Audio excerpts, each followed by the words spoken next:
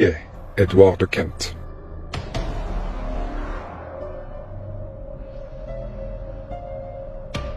Following Grand Lodges. The Grand Lodge of New Zealand. The Grand Lodge of the State of Israel. The Grand Lodge Alpina of Switzerland.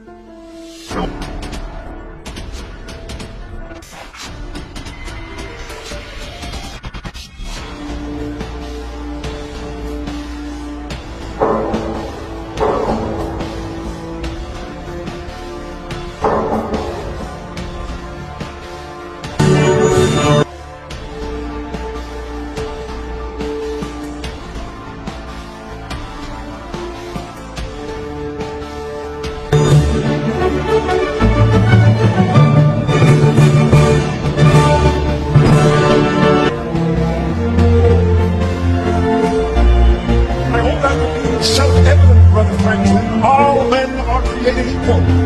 Indeed, Brother Washington, all Freemasons as equals, and we have an opportunity to create a nation in the very essence of Masonic morality. With freedom and tolerance of all religions and moralities that no government can oppress.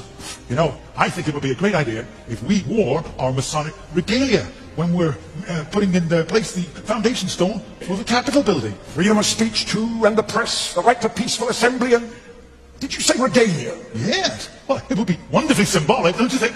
You'll be wanting to put the all-seeing eye on our banknotes next. You think I'm taking it a bit far? Please don't. In order finally to receive the most worshipful Grand Master.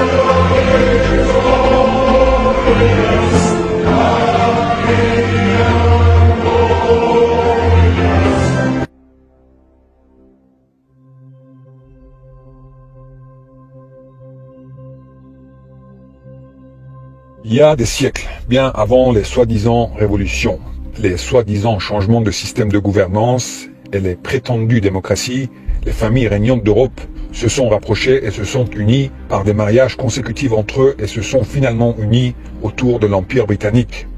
Ces familles ont compris qu'afin de ne pas perdre leur pouvoir, ils devaient s'unir et de manœuvrer subtilement auprès des peuples, leurs sujets. Face au peuple, ils devaient être une seule force, un seul groupe dans le monde entier.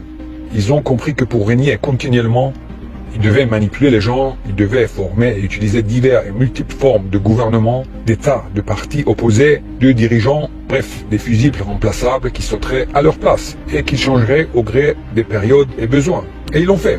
Ils ont compris qu'ils devaient manipuler non seulement la majorité, mais aussi une minorité plus proche qu'ils avaient besoin de persuader et conquérir, qui serait plus ou moins au courant de cette vérité, des secrets, leurs gens. Et ils ont alors mis en place cette fraude de franc-maçonnerie. Des gens qui se penseront frères et chevaliers, qui penseront à travers leur activité quotidienne œuvrer pour le bien. Ils ont compris que pour réussir et arriver à leur fin, ils devaient procéder d'une manière méthodique, mathématique, scientifique, face aux masses et rester extrêmement bons et crédibles face à leur minorité. Pour les peuples, les masses, la fraude des États, les votations, la démocratie, les dictatures, les guerres, les coups d'État, les révolutions, etc., etc. Pour leurs gens, les francs-maçons, l'illusion d'une démarche vers un monde meilleur et équitable pour tous et de la bienfaisance et l'humanisme en surdose. Associations et fondations à volonté, faire de la bienfaisance à grande échelle, et jamais leurs gens ne questionneront des bienfaiteurs soi-disant désintéressés.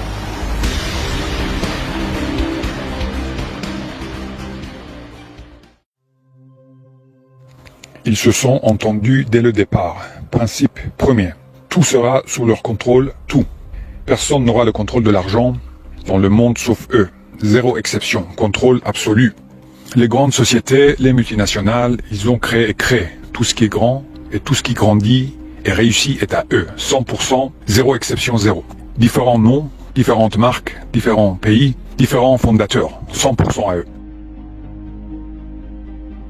Personne n'aura le contrôle des moyens de propagande sauf eux. Imprimeries, journaux et plus tard les télés, les médias alternatifs, réseaux sociaux, tout. Zéro exception, contrôle absolu. De même que les domaines de la communication, la santé, l'éducation, etc., etc. Différents noms jouant la concurrence, les guerres commerciales et les procès pour rester extrêmement crédibles. Exemple, Google et Yahoo, Microsoft et Apple, Coca-Cola et Pepsi, etc., etc. Tous les multinationales, zéro exception, principe premier. Bien ficelé et bien dirigé de manière méthodique, scientifique, les gens penseront vivre dans un monde divisé par des États et des régimes plus ou moins autoritaires ou démocratiques, alors qu'un seul groupe dirige et décide de quels gens de quel pays doivent bien vivre, quels gens de quel pays doivent travailler plus, quels gens de quel pays doivent souffrir économiquement, etc., etc. Les gens qui doivent, dans tous les cas, vivre convenablement, extrêmement bien, pour ne pas aller les questionner, seront la minorité que contrôlent méthodiquement. Des gens qui les pensent de toute façon bienfaiteurs de l'humanité, qui se penseront frères, penseront faire le bien. Personne ne parlera, tous bien entourés, s'espionnant les uns les autres, et la fraude les espionnant tous, bien consignés, et maintenant les bracelets connectés pour leur bien et le bien des gens.